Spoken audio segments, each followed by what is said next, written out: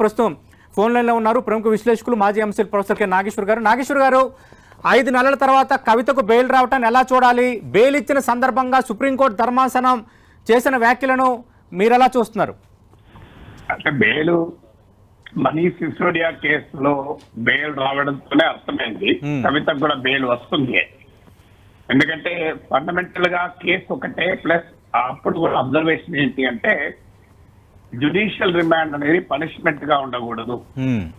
విచారణ సమయంలో నిర్బంధం అనేది శిక్షగా మారకూడదు అనే అంశాన్ని గతంలో సుప్రీంకోర్టు మనీష్ సిసోడియా కేసులో చెప్పింది. ఇప్పుడు కూడా అందువల్ల అదే గ్రౌండ్ మీకు మనీష్ సిసోడియా బెయిల్ ఇవ్వడానికి వాదన పెట్టి సుప్రీంకోర్టు అంగీకరించిందో, ఈసారి కవిత తరఫున లాయర్ ముకుల్ రోహత్గి కూడా అదే వాదనలు పెట్టారు. ఆ వాదనలే సుప్రీంకోర్టు అంగీకరించింది. అంటే విచారణ పూర్తయింది, ప్రాసిక్యూషన్ ట్రయల్ పూర్తయింది, అలాగే చార్జ్ షీట్ కూడా దాఖలు చేశారు. ఇప్పుడు ఇంత త్వరగా విచారణ కంప్లీట్ అయ్యే అవకాశమే లేదు. ఎందుకంటే 493 మంది సాక్షులు విచారించాలి, 50,000 పేజీలకు పైగా డాక్యుమెంటేషన్ చూడాలి. అందువల్ల ఇంత త్వరగా పూర్తయ్యే అవకాశమే లేనప్పుడు నిందితురాన్ని ఎంతకాలం జైల్లో పెడతారు? అది ఇప్పటికే 5 నెలలు జైల్లో ఉన్నారు, 4 నెలలు సిబిఐ కేసులో జైల్లో ఉన్నారు అనే అంశాన్ని గతంలో మనీష్ సిసోడియా కేసులో కూడా ఒక ప్రిన్సిపల్ సుప్రీంకోర్టు చెప్పింది, రైట్ టు స్పీడీ జస్టిస్.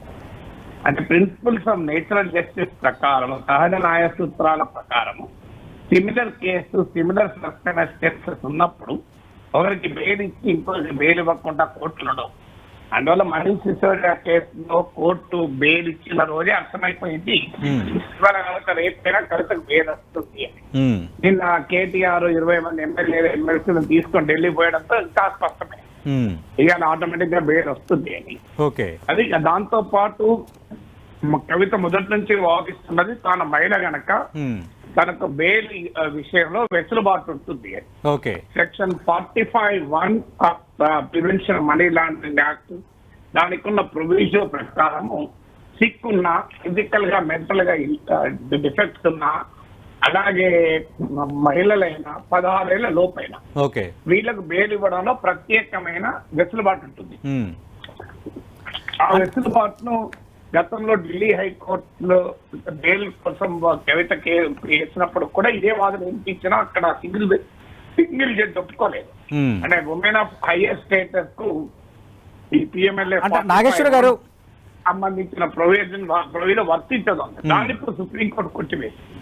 అంటే నాగేశ్వర్ గారు, అంటే ఈ బెయిల్ తీర్పునిచ్చే సందర్భంలో సుప్రీంకోర్టు చేసిన వ్యాఖ్యలు అంటే ఈడీ దర్యాప్తు అన్ఫెయిర్ అనటం, అలాగే మాగుంట శ్రీనివాసులు రెడ్డి ఆయన సాక్షిగా ఎలాగా ఉంటారు, కవిత ఆమె నిందితురాలుగా ఎలా ఉంటారంటూ కోచింగ్ చేయటం, దీని ఇంపాక్ట్ ఎలా ఉండబోతుంది భవిష్యత్తులో ఈ కేసు దర్యాప్తుకు సంబంధించి?